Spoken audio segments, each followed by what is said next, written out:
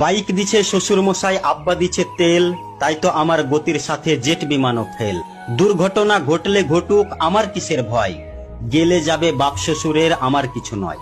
চল রে আমার মোটর গাড়ি, জোরসে মারো টান, কে কি বলে শুনবো না আজ, ধরছি চেপে কান। আহা হা কি মনোরম গায়ের বাঁকা রাস্তা, 600 কিলো ঘুরে এসে করবো রে আজ নাস্তা। এমন গতি তুলবো রে আজ, আমার গতি দেখে থমকে যাবে পথের পথিক পন্থ চলা রেখে। গতির চোটে কাঁপছে মানুষ, উড়ছে পথের ধুলো, চমকে ওঠে পথের ধারের বান্ধা ছাগলগুলো। গতি আরো বাড়িয়ে দিলাম, পথটা পেয়ে সরু, হঠাৎ দেখি সামনে আমার বিশাল বড় গরু। ধাক্কা লেগে হুন্ডা আমার পড়লো গিয়ে খাদে, আমার তখন হুঁশ ছিল না, ফিরছে দুদিন বাদে। দুদিন বাদে জ্ঞান ফিরলে চেয়ে দেখি ভাই, আমার যে 2 পা ছিল একটা সাথে নাই। সকল কিছু শোনার পরে চমকে গেল গা, বাইক নাকি ঠিকই আছে, আমার গেছে পা। আমার শখের বাইকে এখন অন্য মানুষ চড়ে, পা হারিয়ে কান্দি আমি বন্দি হয়ে ঘরে।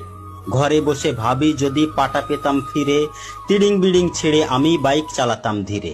মনেরে বলি মন, যদি তুই বুঝতি দুদিন আগে, তবে কি তোর পা হারিয়ে পঙ্গু হওয়া লাগে।